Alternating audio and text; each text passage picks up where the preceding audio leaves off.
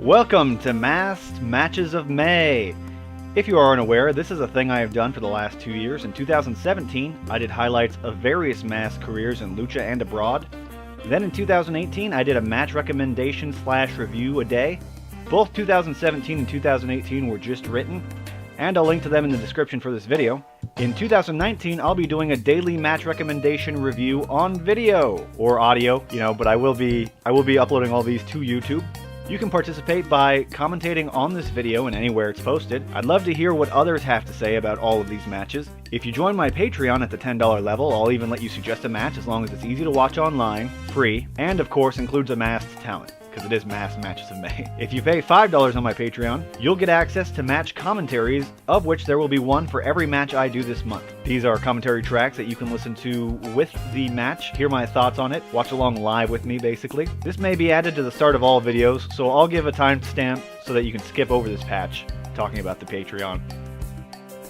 This is May 17th, 2019. Today's highlighted match is La Sombra, Naito, and Rush versus Euforia, Thunder, and Ultimo Guerrero, where Naito joined Los Ingobernables. Taped on May 29th, 2015 in Arena, Mexico, this was a Super Friday which aired on June 13th on Lucha Azteca. These bios will be briefer since we have 6 of them and some of these people have been covered in the past. La Sombra, who we covered yesterday, made his CMLL debut when he was only 17 years old and was soon a big star for them, getting his first title in the company less than a month after his 18th birthday. He, Rush, and La Mascara would found Los Ingobernables in 2014 as a stable that considered themselves technicos despite acting rudo. Rush, likewise, made his debut in 2007, but being a year older than La Sombra. He would not be so quickly to capture gold, as his first title in the company was in 2011, when he would win the Mexican National Trios Champion. That same year, he would also become CMLL Light Heavyweight Champion, a belt he would hold for nearly 2 years. Rush does, however, best and outshine all the other Mexican members of Los Ingobernables with his flawless Lucha de Apuestas record of 7-0, with his most recent win being the tag team main event of CMLL 85th Anniversary, where he and Barbero Calvarnario shaved Matt Taven and Volador Jr. That would have been last September. I also have to obviously mention that Rush is the oldest brother to Mystico 2 and Dragon Lee of CMLL.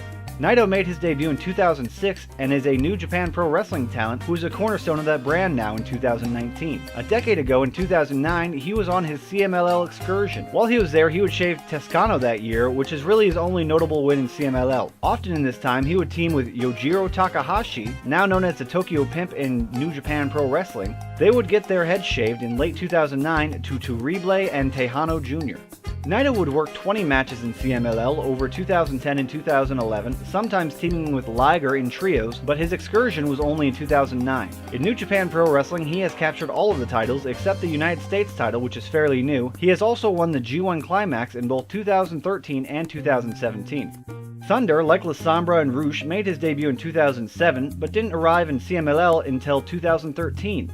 The first Australian to work in CMLL as far as I know, though with its 85-year history I could easily be wrong on that one. He missed most of 2014 with a leg injury, and when he returned in late 2014 he turned rudo. Later in that month he was on the CMLL 81st Anniversary card in a trios match. He had not joined a stable, and in this match he was sort of trying out for Los Guerreros Languneros. Sadly, in June of 2016 he passed away due to stomach cancer. He was seemingly going to have a Lucha de Apuestas match with Ultimo Guerrero, which never happened due to his illness. Thunder never won any accolades in his short time in CMLL.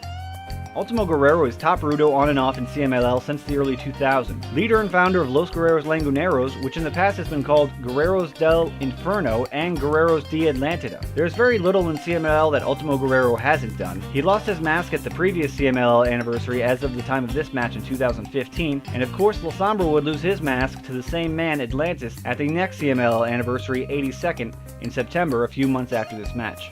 Euforia is the bruiser for Los Guerreros Languneros, father to Soberano Jr., who has recently been making a big splash in CMLL, originally working under that name as well. Euforia has won both Grand Alternative and Incredible Pairs, the big annual tag team tournaments in CMLL, and has only held the CMLL World Trios title 3 times, all of which was when he was a Los Guerreros Languneros member. So Euforia is considered more a team guy than a solo star. With those bios out of the way, how is the match? Good, but as a warning, don't expect much from the latter parts of this match. It closes so quickly that it's almost deflating for the whole match. I felt it coming as the second round was so long I was actually expecting a 2-0 shutout. It's of course fun to have Naito palling around with Rush and Sombra. You can understand why being an ingobernable has been his main mission statement since. On the Informa a few days before this, Sombra told Naito that he was now an ingobernable and gave him a shirt to celebrate the occasion.